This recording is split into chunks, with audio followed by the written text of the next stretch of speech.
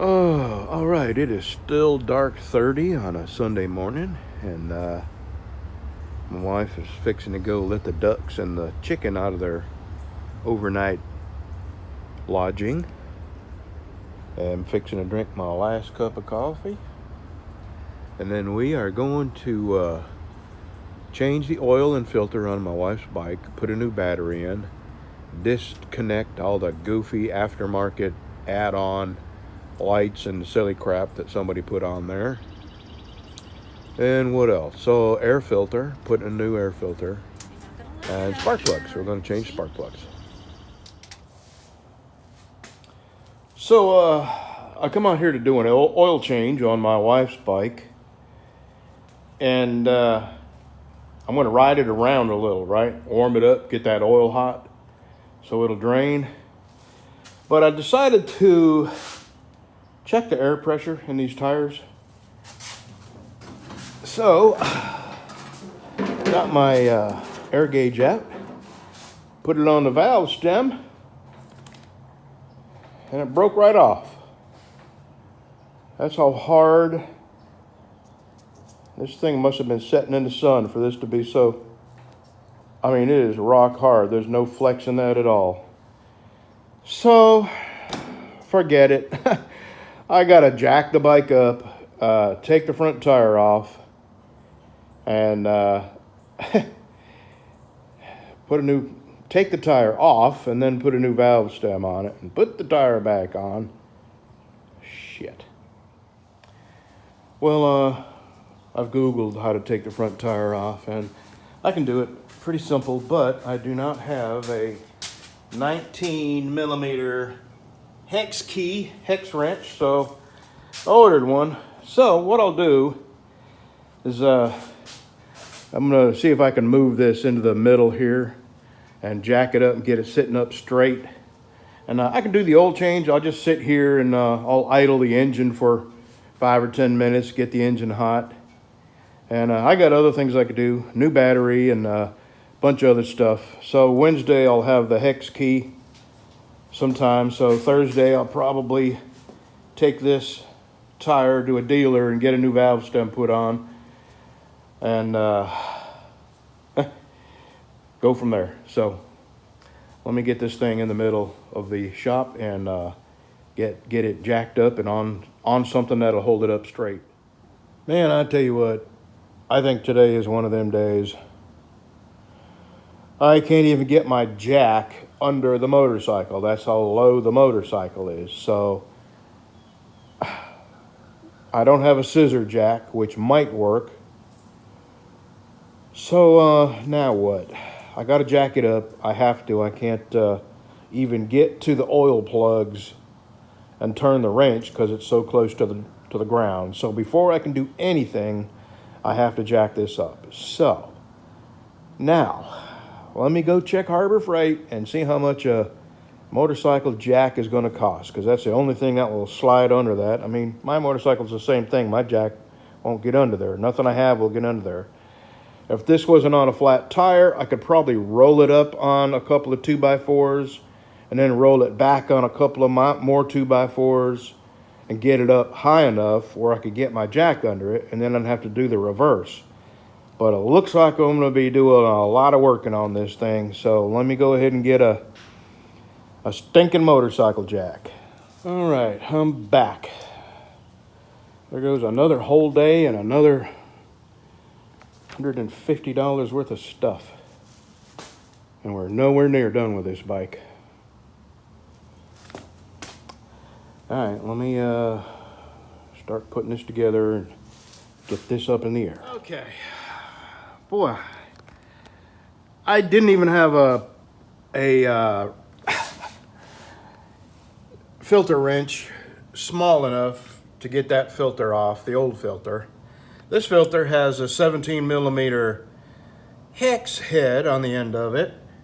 That filter does not. As you can see, I bent the ever-loving crap out of it to try to get it off, and let me tell you, I got a feeling this thing's been on there since new. Is it possible? Could anybody really do that to a motorcycle? Leave 37,000 miles on the original? I mean, it looks like the original filter.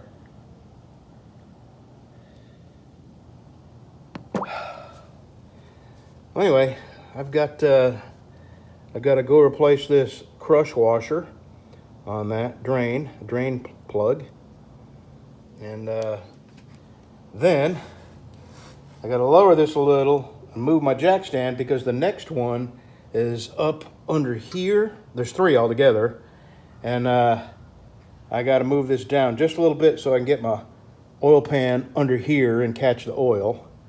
We're getting there.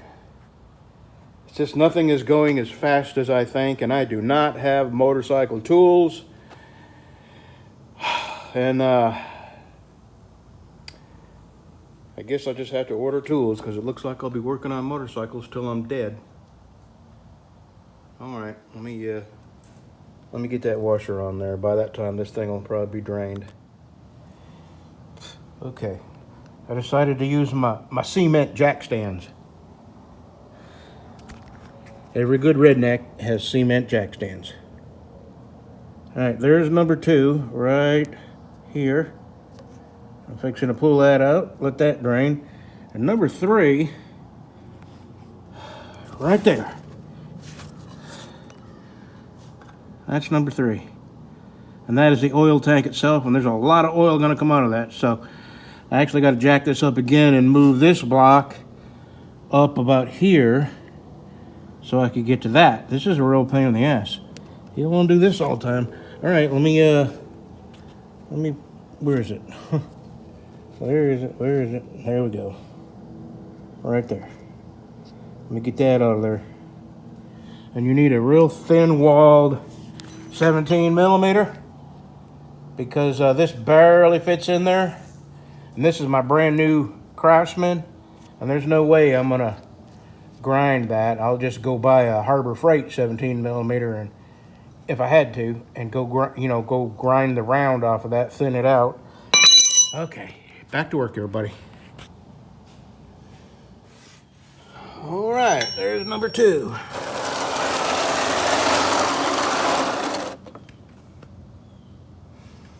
I know you can't tell just by looking at oil, but that looks like it's seen some better days right there. All right, now I need to jack this back up. I'm probably just going to leave it up on the jack, pull these out. No, you know what? I still got to take the front off, so I will lower them back down on these blocks so I can take the front wheel off. But I have to jack it up and move this so I can drain the oil tank and then put the oil in. So that's one project will be done here in just a minute. Okay, my God, what a job. Shouldn't be that easy, but these plugs, these oil plugs are in there so long, I had to hammer on the wrench to get the plugs loose. I had to take a chisel and a hammer to break the oil filter free. And I can't believe it. I cannot believe the day I am having. I cannot believe it. What a stinking mess. All right, I have nothing to do with this oil except put it back in the old oil can. So now I got to fill this up with oil and use the cans to put that in and then clean this mess up. I'm just so disgusted with the way this day is going. And it started with me breaking a valve stem off of that, checking the tire pressure. Unbelievable. Okay, it's done. Cleaned up my mess, got the oil poured back in here, the old oil. Now I'll take this to a disposal. Next, tomorrow,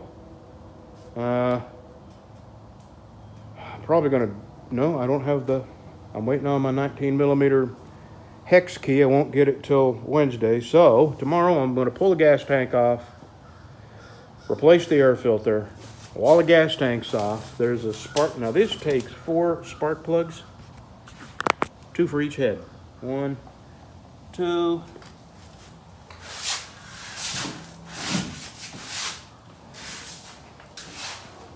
And the third one is right there.